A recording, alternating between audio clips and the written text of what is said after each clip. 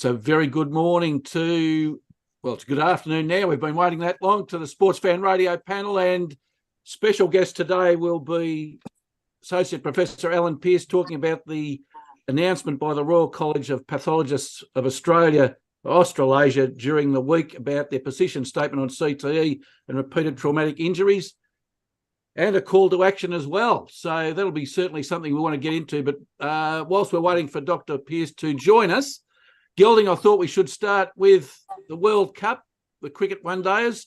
How have you seen that going? We're into the last match tonight between India and Bangladesh, I think, and then the Netherlands. Yep. England plays Pakistan last night, and today it's India versus the Netherlands. And then Wednesday we have the final, India, the first one, India versus New Zealand in Mumbai. And then Thursday we have South Australia play Australia. So very interesting. Australia very comfortably last night, beating Bangladesh. So, sitting third, probably a lot better towards the end of the tournament than we were at the start of it, Professor. Would it be fair to say, Gelding, that the batting doesn't seem to be the problem for mine? It's the bowling, and whether Australia can keep any side to a total that they can run down, any good side to a total they can run down, because let's face it, Afghanistan and Bangladesh both making more than 300 against an Australian attack that I think was probably the best that they could put on the park, just seems to worry me a lot. Professor, it just seems to be the way.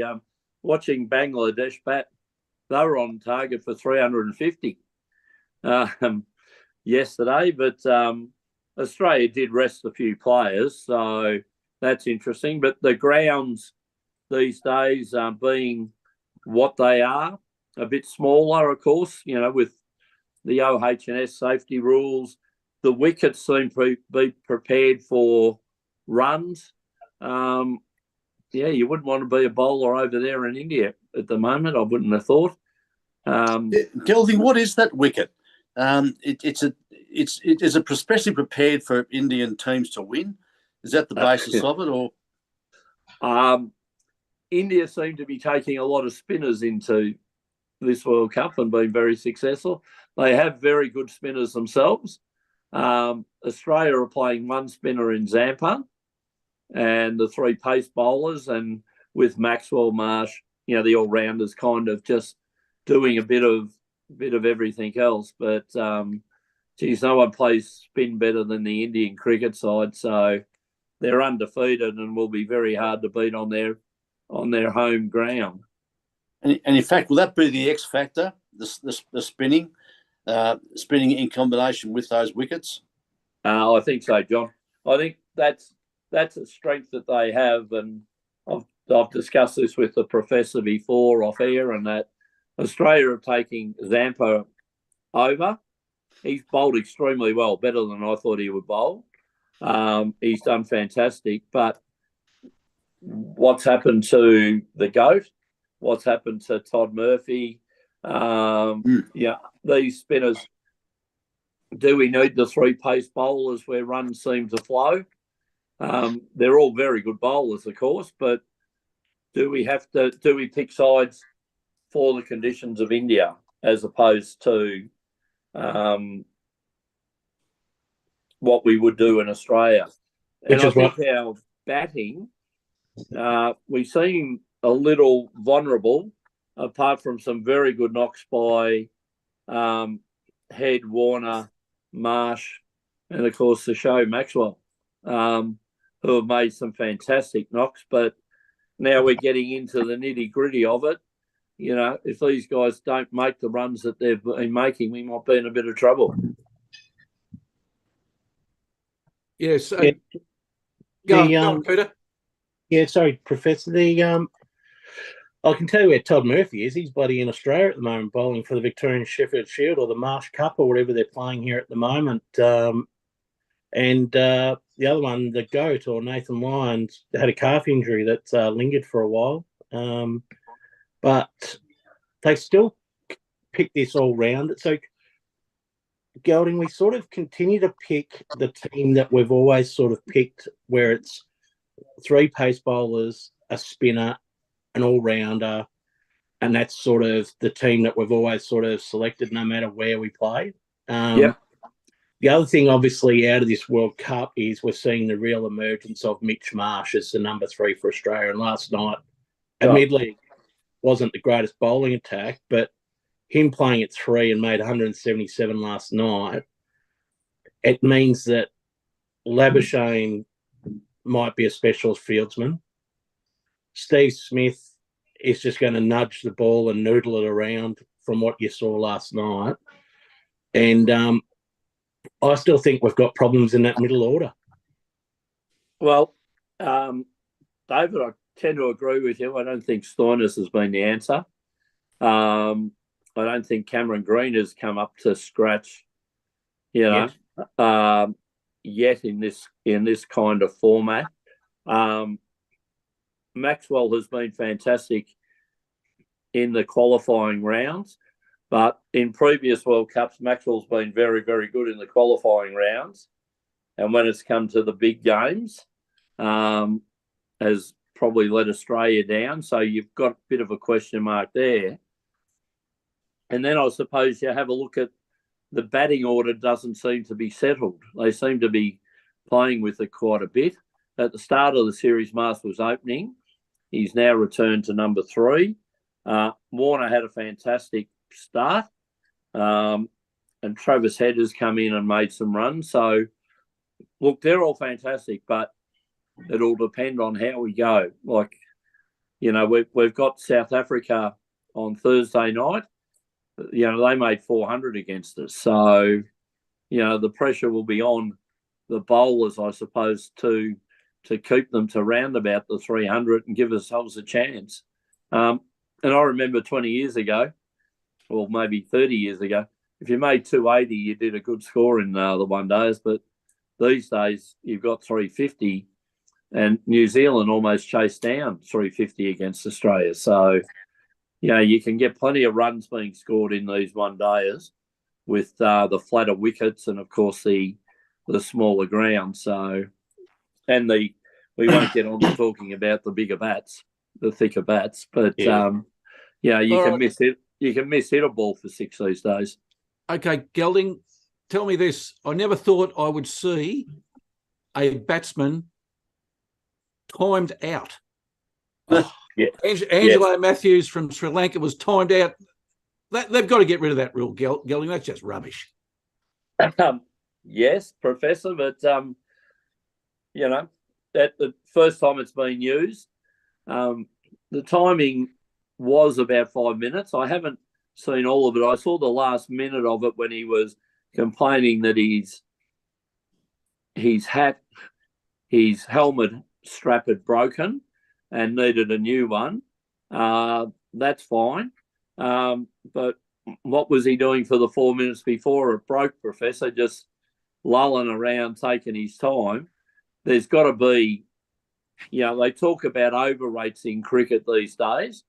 And remember, the bowling team can be punished if they're over rate slow. And if this guy's wasted 5 minutes, why should the bowling team suffer, Professor? One of the pool matches, Gelding Australia was an over behind, which meant that they had a field restrictions in place. Yeah.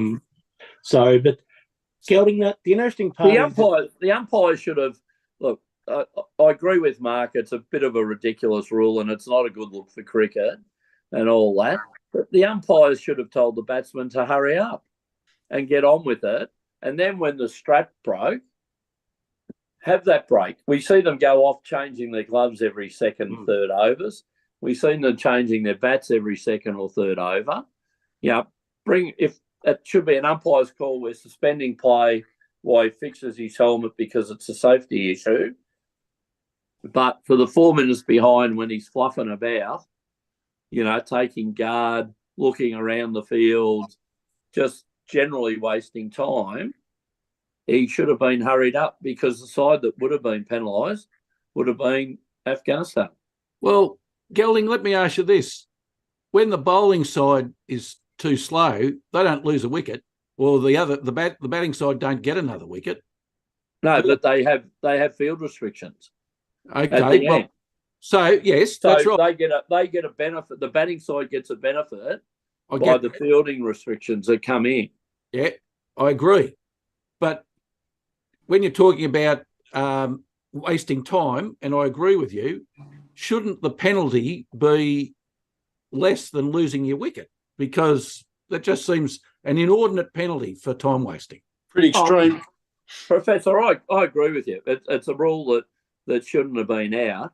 And this situation wouldn't have rose if the umpires had been more, firmer in what they were doing. And yes, the umpires asked the Afghanistan captain to withdraw the appeal, which they can do.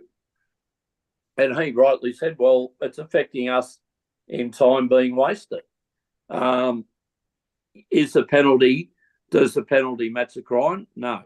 It is just too harsh. Should it have been a penalty that they lost an over? You know? Gelding, is the time limit an actual limit? Or is 2 minutes.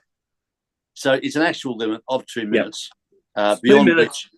Yeah. Okay. When there's a dismissal, you have 2 minutes to get to the centre of the ground and face the ball. Gee, the penalty is way excessive of the action, seems to me. But this had been 5 minutes, and without saying too much, the cricketer that was given out is known for fluffing around. You know, but that's it. And warning. Yeah, it's the same as the man-catting, you know. Yeah. Like the man-cat, you know, yes, the batsman's cheating. The bowler doesn't have to give, but the art of cricket or the sportsmanship of cricket is that you say, hey, give you a warning. This is it. But maybe the umpires should have given him a warning to say, if they appeal, get on with it. You've wasted 5 minutes instead of you had 2 minutes. You're taking 5 minutes. And then there was going to be another delay with the broken cap. I think after Johnny Bairstow, all of those niceties have gone out the window, haven't they? It's just all on now. It's professional sport, and, you know, these guys are competitive. It's in the rules of cricket. But as I was saying, I agree with Mark. The penalty doesn't match. You know, the whole, not the crime's probably the wrong word, the situation. Yeah. Gelding, just one last question on that, or one observation on that. It's within the rules. The Bangladeshi captain was entitled to appeal, and I understand, okay, we appealed, he was given out, why should I withdraw it? I don't. My problem is that the rule's there to start with, written in the way it is. I agree with you, Professor. It's a penalty, as John rightly said, that doesn't match the situation. There should be some... But in the long term, Professor, it won't happen again. So if it achieves that purpose, God help us, it was in a World Cup final match, but it won't happen again. I think we can pretty much guarantee that. Well, good point, John. Can you imagine that India playing in the final and that occurred and the Indian batsman was given out? Like, you wouldn't be able to get out of the stadium after the match. Oh, no, I wouldn't want to be the umpire. There'd be a riot. Professor, what about this as a solution to it? You were a bowler in your heyday, a fast bowler. It would take you 5 minutes to bowl an over, wouldn't it? Oh, Gelding. 5 minutes. Oh, well, Gelding, they were eight ball overs back then. So yes, it would take 5 minutes. Hang on. How long would it take you to bowl a 6 ball over? Oh, yeah, it'd be between 4 and 5 minutes. Yeah, that's fair, Gelding. Hang on. Point of order, Gelding. 5 of those balls going to take 5 minutes for the fielders to get them from over the fence, if not over the road across the street. So come on. Well, John, there was a rumour that Mark, as the opening bowler, was used to get the shine off the ball so the spinners could come on. Yeah, all right, very good. No, the professor won the bowling average at the side he played at, so he was a very, very good bowler. All right, Gelding, look, we won't do that. That was a great discussion about the World Cup cricket.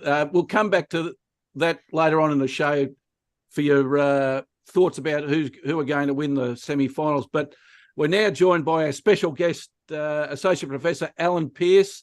Glad to see you again, Allan. Thanks for having me on. Sorry, I'm running a little bit late. Oh, no, that's all right, Allan. We thought that might be the case. So we started the show and we went on with something else. So nothing lost. Good. Oh, good. Now, Allan, the reason we've got you on is the announcement by the Royal College of Pathologists of Australasia during the week, where they released their position statement on CTE and the connection with repeated traumatic injuries, and probably more importantly, a call to action. Yeah. So from your perspective, can you tell us how you see that as being significant? Well, yeah, look, it was is something that well, look, we're really pleased to hear. So we being the at the Australian Sports Brain Bank, because we've been doing research for 5 years now, specifically on CTE and kind of trying to demonstrate the evidence with our colleagues worldwide. But until this point, there was no sort of formal, I guess, recognition of CTE. So while there were papers being published, and we last year we published a fairly significant paper showing that there's evidence of a causation link. None of the medical colleges were sort of acknowledging that until this week, and so this is the first sort of serious medical college to actually say yes, we are. We agree that there is a link between repetitive brain trauma and the risk of CTE. But it's not just here in Australia. The RCPA represents Australia, New Zealand, Singapore, Hong Kong, and Malaysia. So, and it's gone through multiple committees, reviews before they came to this decision. So they didn't sort of just decide, last week that they would do it. It's been months and months in the making. Allan, great work. I'm just the expression when I read that came to my mind was game changer, and I just wonder whether you feel it's a game changer. Well, we've had the Senate inquiry. I don't think that was a game changer. We've had other, committees, and the AFL are looking into it, etc. But this, to me, was a game changer because of the credibility of the organisation that's in collaboration with the Sports Bank that's put this statement out. So how do you see it in those terms? Yeah, absolutely. As I said, it's the first sort of formal medical college to actually say, yes, we see the evidence and we agree that it is a causal link. I mean, even, the Senate inquiry, as you mentioned, John, it was just not really going as hard as they would like, we hoped they would. And it was also undermined by the Consensus in Sport group that came out a month later and said, "Oh no, we don't see any. It's still tenuous. We're not sure. We might need to see in 4 years' time whether we agree upon this." And then to have the Royal College of Pathologists sort of come out and say, "Well, actually, no. As pathologists, we see and we recognise CTE under the microscope." So yeah, absolutely, great game changer. In fact, the statement acknowledged that the science isn't all in, because it can't be all in because of the very nature of how you determine CTE. But what the statement says is, well, let's not make that an excuse for anything. The science is in enough. Well, that's not the scientific way of saying it, but there's enough science evidence now to say it's, I think, beyond any sort of reasonable doubt of the connection. So let's not say, well, there's more evidence to be obtained, which has always been the case, I feel, that, we're not too sure of the science. Do you think that might change things? Look, I hope so. I mean, even on the day, the president of the RCPA said, we have to do more research. There's no doubt about that. We need, continuing to do the research, but we have enough evidence now to form this position that CTE is a real disease, and we only see it in people who have repetitive head trauma. So sport, military, domestic violence, are the causes of this, not at drugs and alcohol, as others would like to try and conflate the issue. Alan, one of the calls to action that particularly pricked, my interest was the call to recommending low or no contact versions of sports being played to those under the age of 14. Now, we've on this show discussed with you on a number of occasions, well, okay, if we're going to protect young people, what age should it be? All right. And, it's sort of gone around about, but now we've actually got something in black and white that says, hey, if they're under 14, we really should be looking at what contact sport they're playing. Yeah, and there is some, hard decisions that need to be made going forward. We know that the brain, takes into the early 20s, mid-20s before it's fully developed, and we're all quite pragmatic enough that you can't stop sport for people who can vote. So the age of 14 is two reasons. One, it's a compromise, but two is, more importantly, is that the evidence that we see internationally is that every 10 years or up to about 10 years, there's a 20 to 25% increased risk of CTE. So if we can take out the first 8 to 10 years by modifying the sports to low or no contact, then, that reduces the risk quite significantly. And you can still teach kids these sports. They can still play these sports. We're not banning any of these sports. Still play them. Still learn the skills, still learn the strategies, learn to love the game rather than trying to specialize so early in life and then by 13 or 14 go, oh, I don't like playing this game anymore.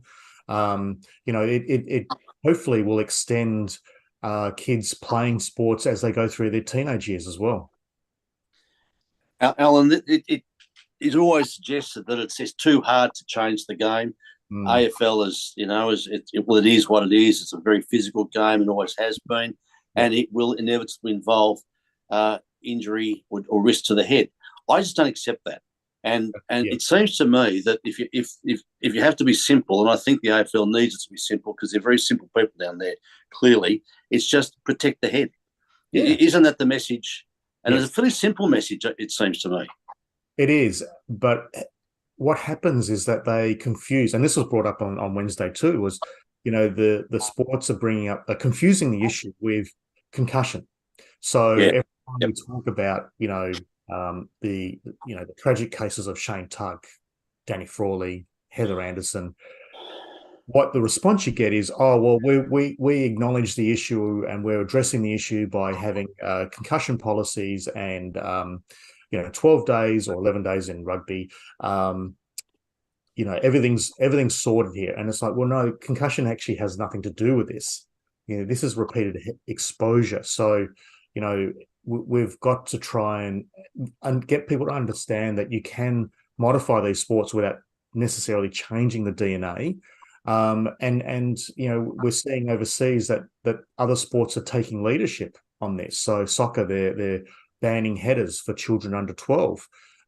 In England, they're modifying. Sorry, they're actually keeping contact training to 15 minutes per week. So they're sort of having a policy that you can't do more than 15 minutes per week of contact training, and that's in adults. In Canada and America, they've got a whole raft of things. Flag football, which is our version of touch football, is now an Olympic sport. So people can see the benefit of these games and how they can then help graduate into the full forms as they get older. It doesn't mean that we're changing anything. And I'm sure they're loving the flag football. This report could be really no surprise to anybody at the AFL with an IQ above their shoe size. Are they just been genuinely ignoring of the evidence because it doesn't suit them to accept the evidence, and they're just going to keep dragging this out until they are, sued? Yeah, it's a fair call. I mean, I can't articulate what the actual term is, but it's just these tiny little incremental sort of acknowledgements of something will change this. And then we move a little bit more, and nothing really changes because every week we still have, dozens and dozens of kids getting collisions regularly. But we also see dozens and dozens of kids getting multiple concussions, at 8, 9, 10, 11 years of age as well, which is really concerning.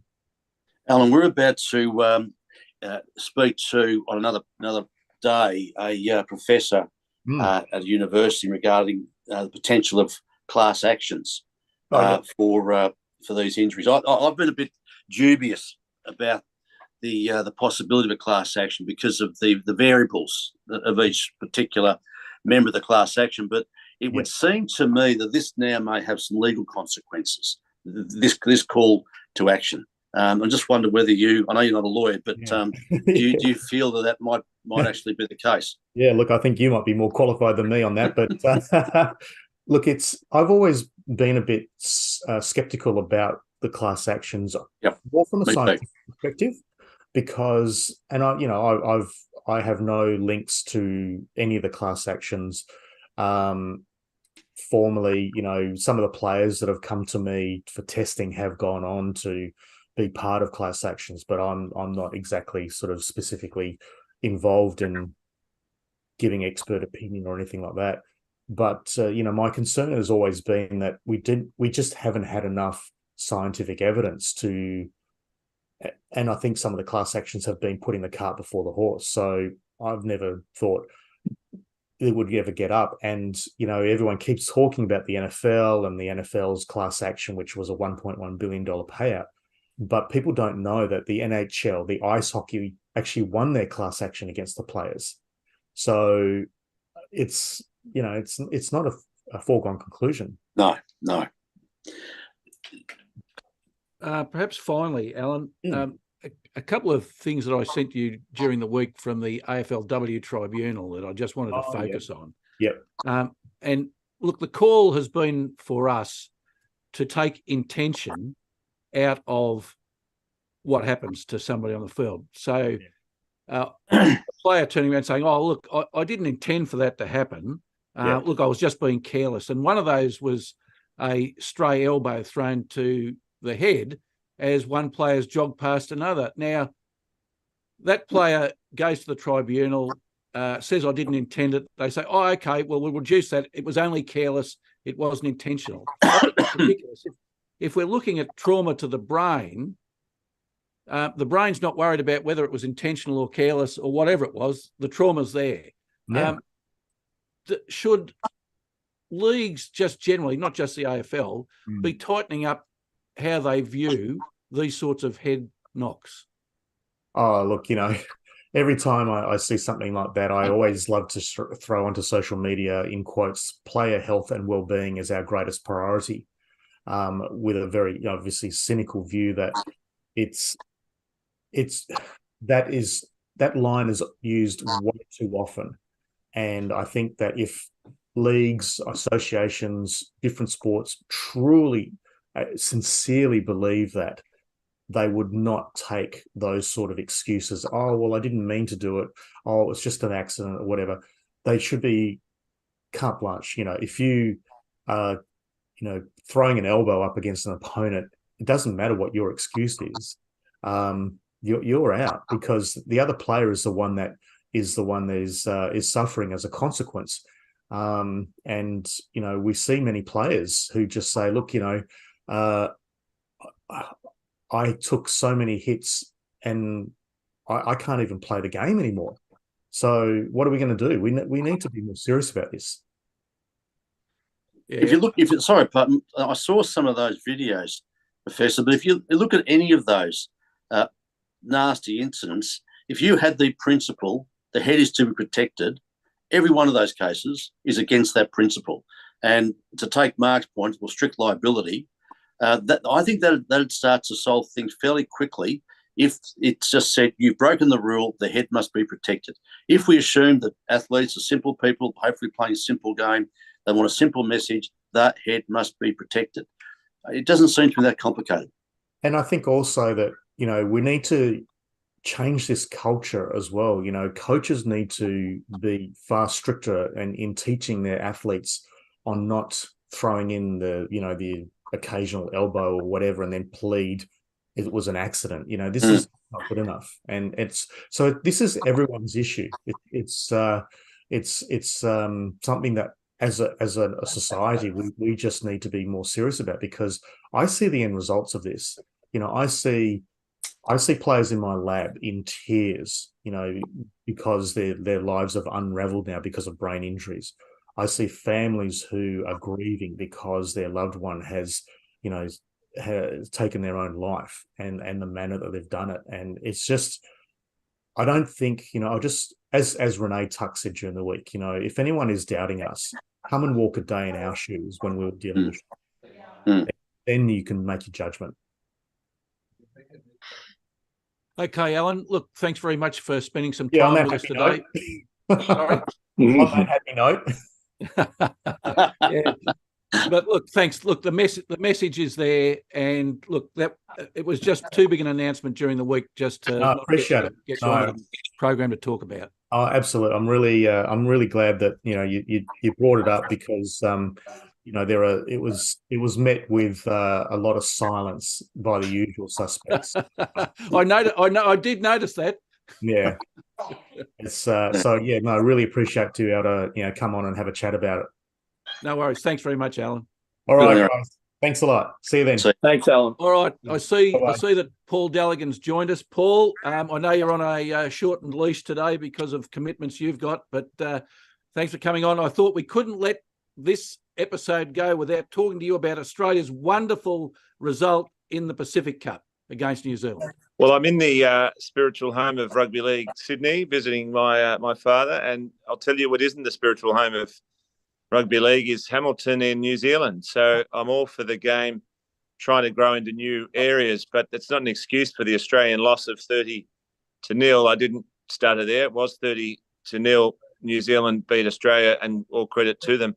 I think in their non-wisdom, they played the game in Hamilton and not Auckland, which would have been a much bigger crowd. But it was an ambush, I think, was the word that Michael F-Bomb Maguire used about the Kiwis. But they have to be given full credit. It's probably Australia's worst ever defeat, and it's a very long time since we've been held scoreless. I think 2005, I did my research earlier. So some real queries, but interestingly, and this is how sport works, we know it doesn't make sense often. After the loss, they renewed Mal Meninga's contract for another 2 years. So the match couldn't have gone worse, but Mal, here's another 2 years. The team that was selected, Paul, there was injuries with it. It meant that some players were played out of place and probably some second stringers. So, again, no excuses for the result. But what it highlighted for me was that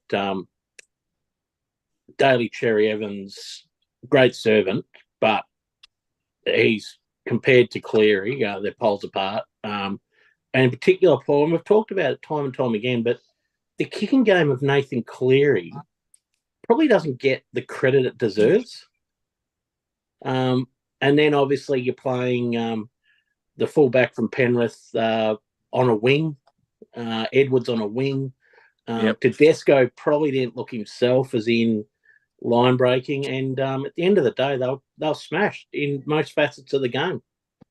I think James Tedesco, if he answers the door at the next knock, it's Father Time that's knocking there. He's been a great servant to the game, but when you've got players of the quality of Dylan Edwards, Latrell Mitchell, Tom Trebojevic looking for that number one jersey, I think Tedesco, and particularly given he had a very average New South Wales series, I think it's time for him to focus on the Roosters and their big chance of winning it all next year.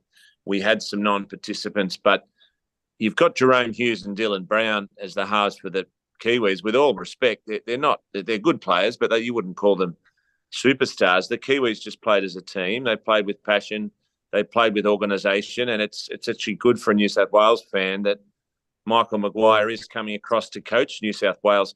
I had a look at the odds because I thought Billy Slater might win the next 10 series the way he's gone for Queensland, but New South Wales is $2.05, so it's not as if F-Bomb Maguire has no chance of winning, and the bookies are pretty sharp. So we are looking at a quality Origin series next year, and I think that he perhaps is a good person for the role. I don't think it's necessarily about coaching as much as it is picking the right players and getting those players wanting to win, which Laurie Daly, who broke the drought for New South Wales after we lost about 9 out of 10 series, he did. So I think coaching expertise in coaching Origin is second to getting the most out of those particular team that you've got and picking the right people. And Paul, did I see that State of Origin's returning to Victoria?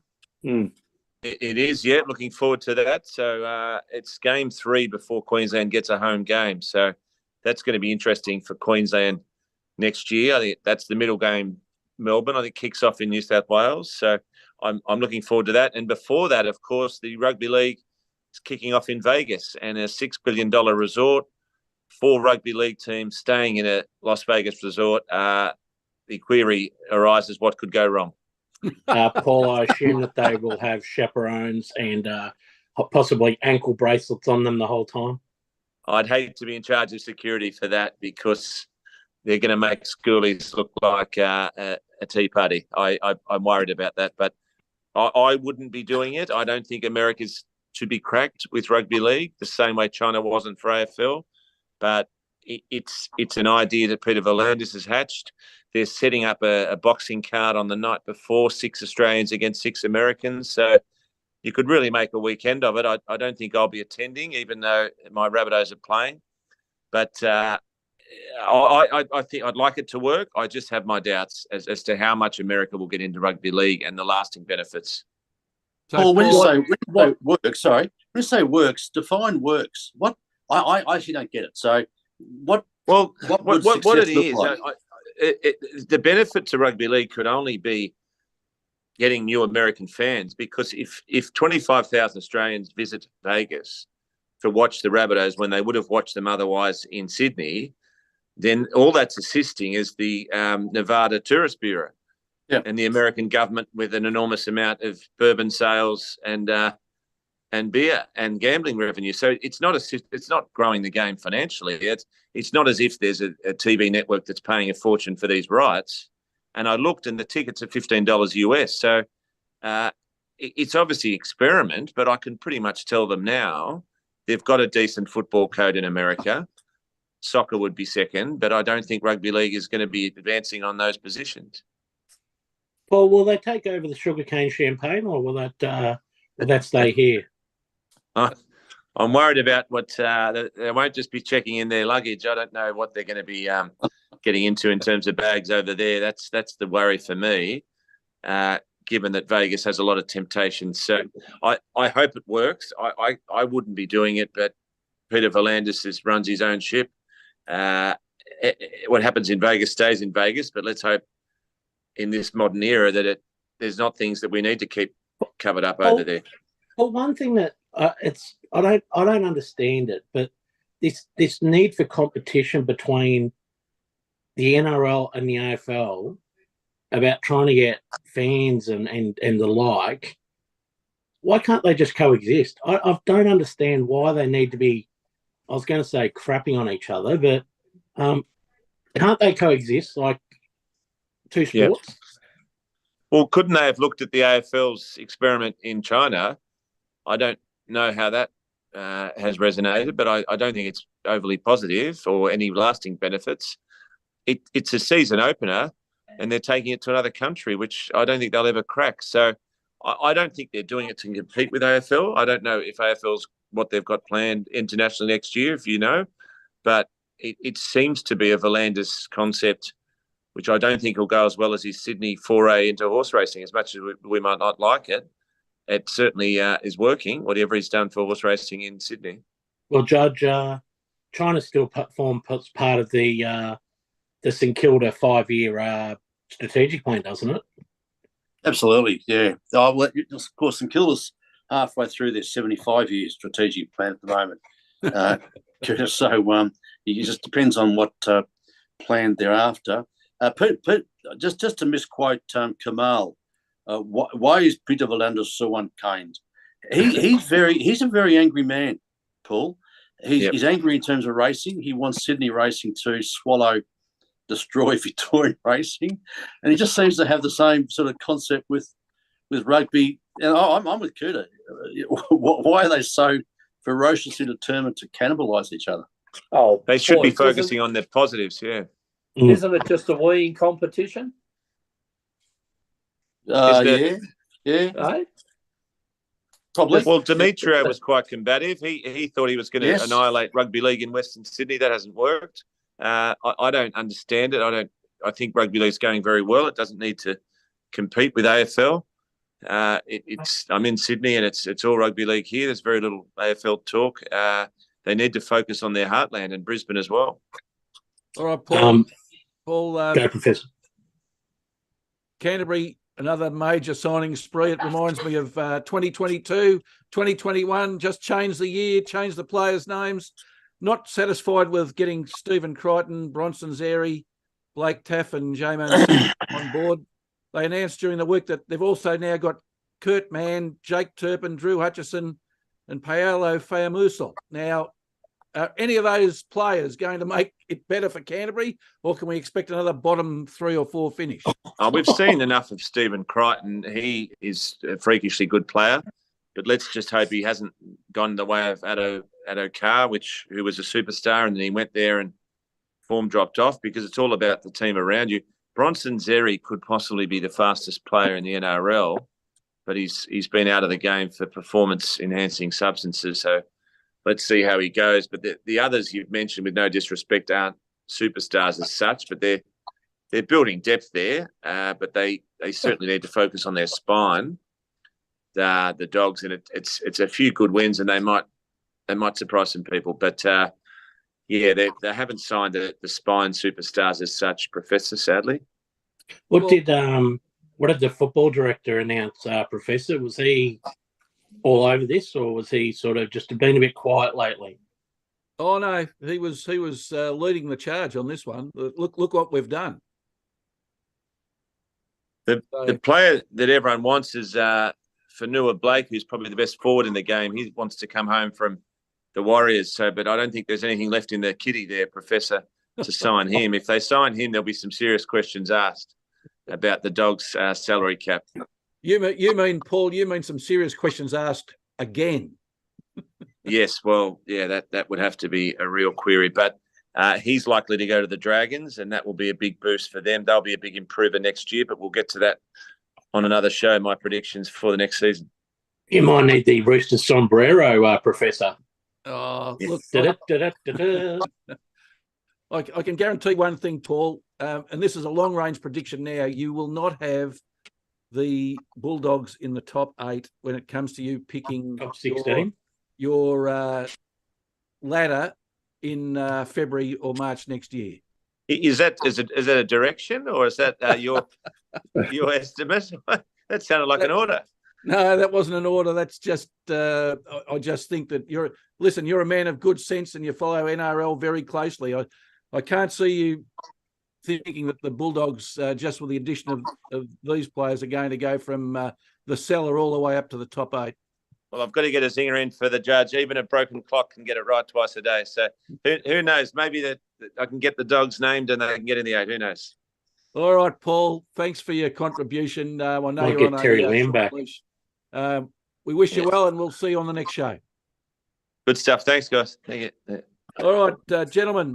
AFLW's finals. You'll be forgiven for not realising that it hasn't hit town with a bang.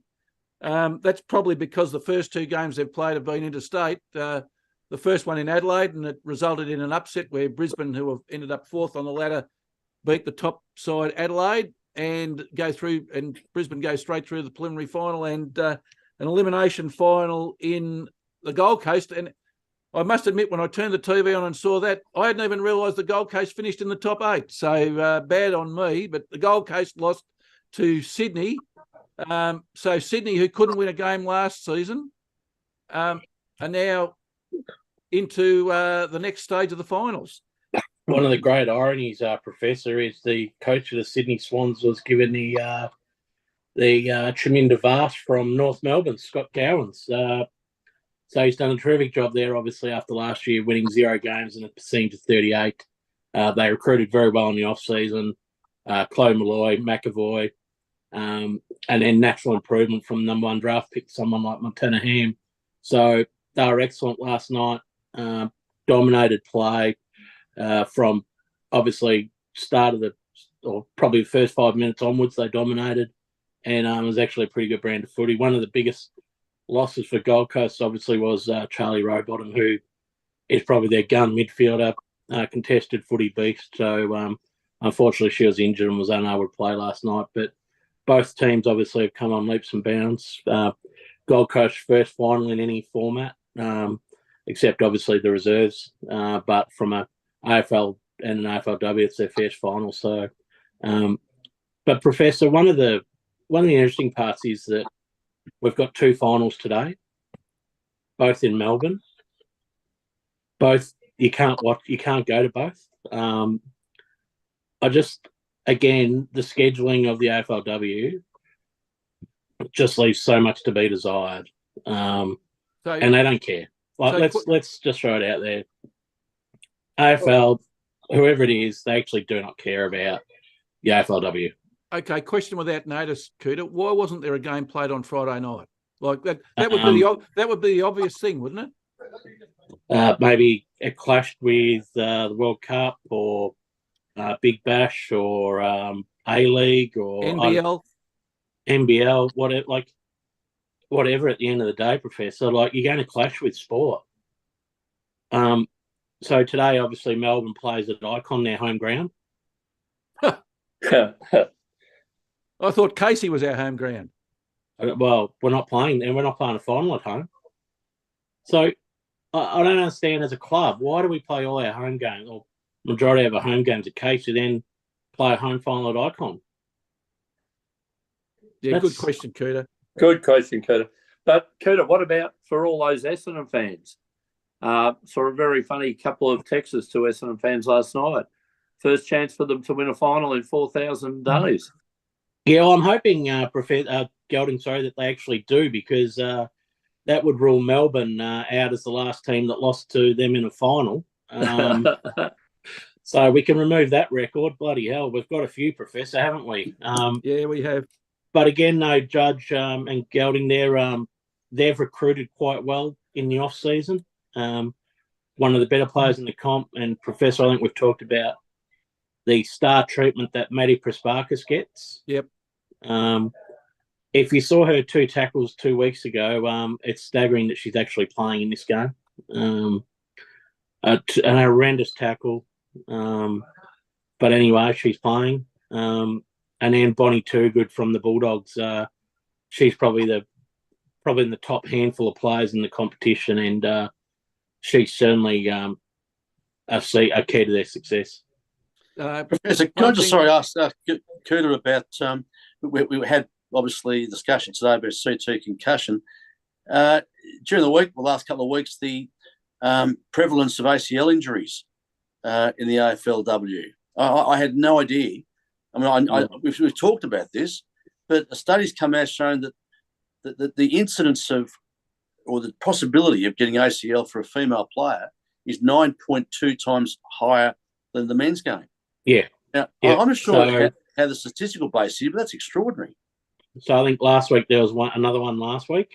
And as soon as she did it, it was a non-contact injury, and most ACLs are sort of non-contact. A change of direction or something similar. Yep. And I thought it improved a little bit this year, Judge, on what it had prior years. It was there were players in game, multiple ACLs in games last year. And it's just horrendous because they're not being paid significant amounts of money. Yep. A lot of them have other jobs that they've got. So to have an ACL and have an operation and then be out of action and the like, and it's technically you would have missed 2 seasons last year if you'd done it. Yes. Yep. So yeah, it's hard to watch. And Channel 7. So the girl last week was in tears. So do you think they actually showed that, or do you think they actually panned away from it? They showed her in tears and then commentated on the fact that she was in tears and she's emotionally upset. No, in Channel 7 they have a close-up of the tears. and then describe the tears and then say how long it's been going for. I mean, that's just because they can't help themselves. It's a scorpion the frog. They cannot help themselves but dramatise that kind of thing. If you watch the coverage, it's another indication why they don't care about AFLW. The camera looks as though it's at another stadium. They may actually be filming it on the Hubble telescope for all we know. It's just an appalling coverage, and it's hard to watch because the camera angles are so poor. And it's just, obviously they don't have enough cameras at the ground. And that, again, it's just a byproduct of the fact that the AFLW is just a secondary competition. All right, Coutta. Geelong versus Essendon, 6th versus 7th at 1:05 p.m. One good thing about it, we haven't heard any bleeding from Geelong. They've got a home final. Well, they've got a home final at Pork Barrel Stadium. That's the new name for it. That's the Sportzfan new name for it, mate. Melbourne will probably get to open it next season, Professor. We seem to go down there every year at that crap hole. All right, Coutta, who do you think will win that one and why? Yeah, I actually think Essendon will win that. I think they're probably just a bit too strong around the ball. So, probably Essendon need to stop Nina Morrison and Meg McDonald down back from intercept marking. But I think if Prasparkas can probably get 30 touches and Too Good can get some separation up forward, they'll probably win, Professor. Okay, and the other game, 2nd versus 3rd, another great competition, Melbourne versus North Melbourne. Who's going to win that one and why? Yeah, I'm certainly nervous about this, obviously, as a Demon supporter, Professor. North Melbourne have the best player in the comp. She's now won the award 3 times, Jazzy Garner. Shelley Heath, who bats way above her average. She's the size of a flea. She will play on her and try and negate her. But it has to start in the middle, Professor, and Melbourne dropping Eliza West was a significant surprise around that to actually win the contest.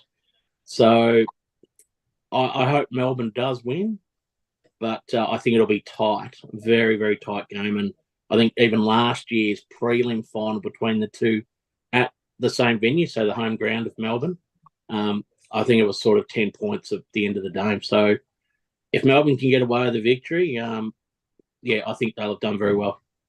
There was not a lot to like about last week's match against Brisbane.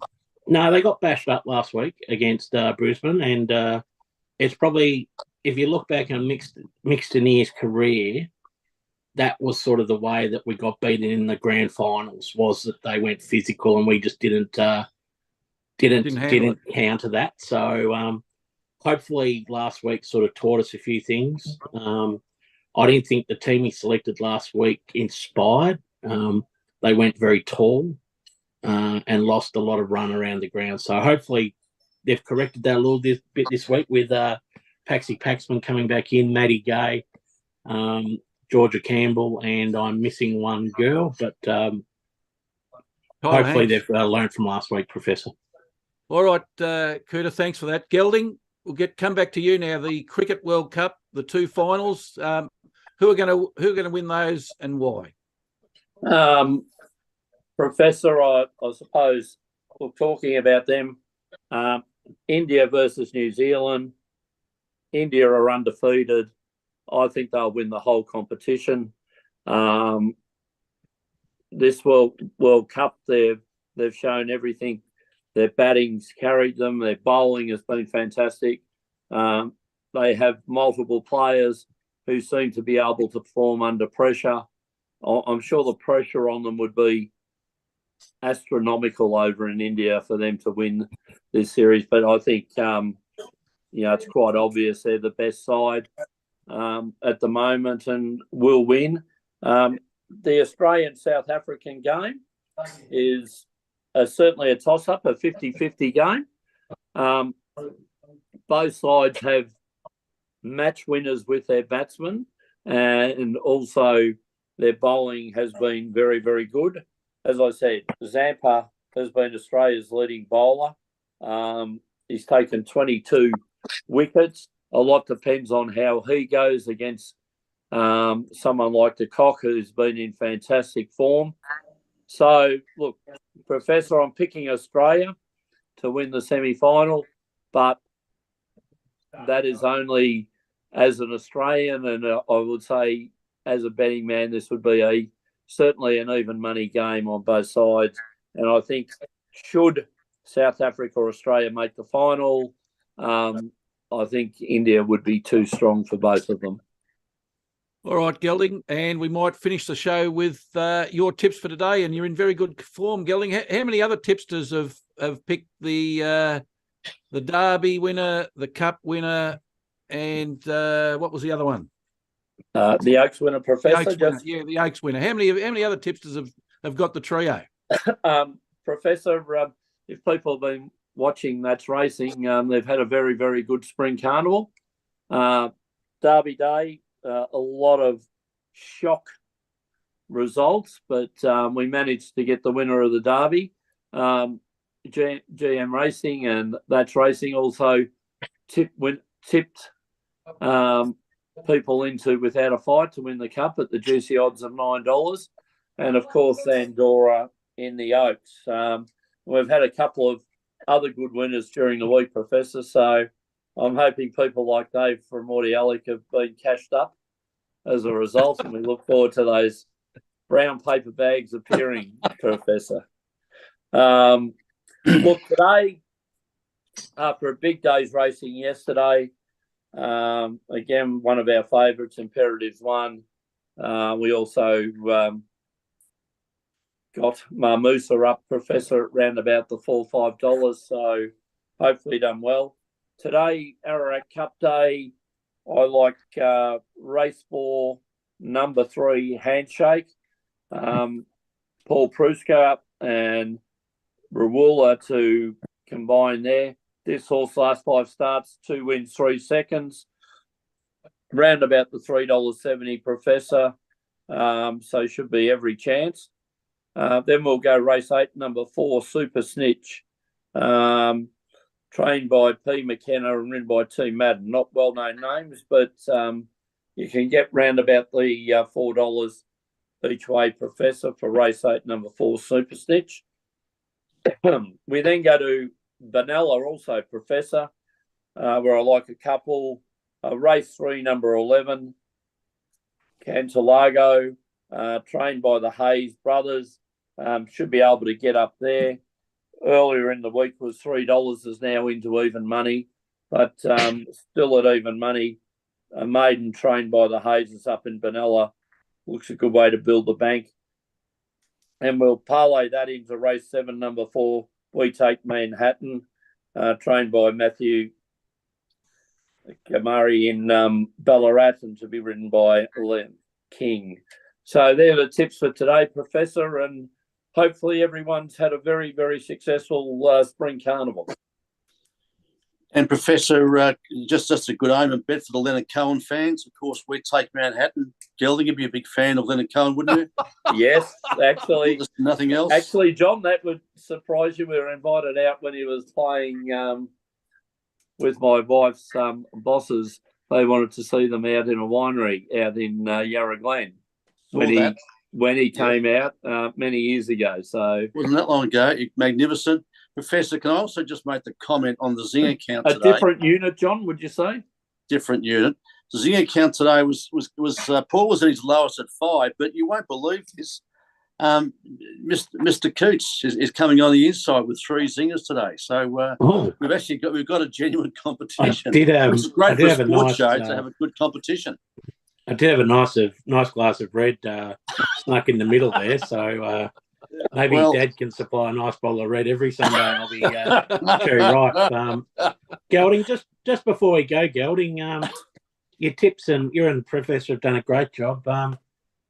Pakenham last race the other night. I don't fight the war or anything like that, but your jockey was indisposed. Yes. Just for those listeners and for other commentators, the horse I had to share it ran in the last at Pakenham after it failed to qualify for the $500,000 race on Oaks Day, which it qualified the year before and the trainer decided to scratch it. But we've built a bridge over that one. But, yes, we had Well, we didn't have much luck with jockeys. Daniel Stackhouse was booked to ride it. He got suspended over the carnival. Then she put Reece McLeod on, who was indisposed. That's a very interesting word. I don't know why they put that. So we had Jake Noonan aboard, who I was very happy with. And the horse is showing a considerable lack of form at the moment. Jumped midfield, finished second last. Oh, you beat the favourite home, Gelding. Yeah, we beat the favourite home, yes, which was very disappointing, which I might have said was the better of the night, Professor. But we managed to beat that home. But, David, I'll be able to inform you in a couple of weeks. I've put some suggestions forward to the trainer that the horse should have been retired 3 starts ago. And it's a 7-year-old, and it's done very well. It's won over $220,000 in prize money, but I think this horse has done enough, but we'll see what happens. Well, Gelding, the other thing at Pakenham the other night, or Tynong, was it a full moon or something out there, was it? It was a crazy night.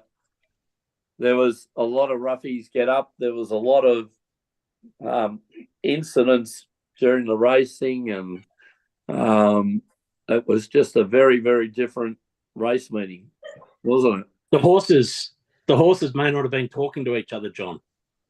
Well, I think it sounds like it was a Francis the Talking Mule day that nobody did. Oh, no. The gremlins were certainly out and about, John. Let's put it that way. All right, gentlemen. Well, fun. Thank you for your participation today. It was great to have Professor Allan Pearce on again. And I'll look forward to the next show because it'll only be bigger and better. Oh, Professor, I do like the polo shirt you're wearing. Yes, the McKinnon Cricket Club past players. Very nice to see. Even though I'm not a past player. Thank you very much for that one, Gelding. All right, good afternoon.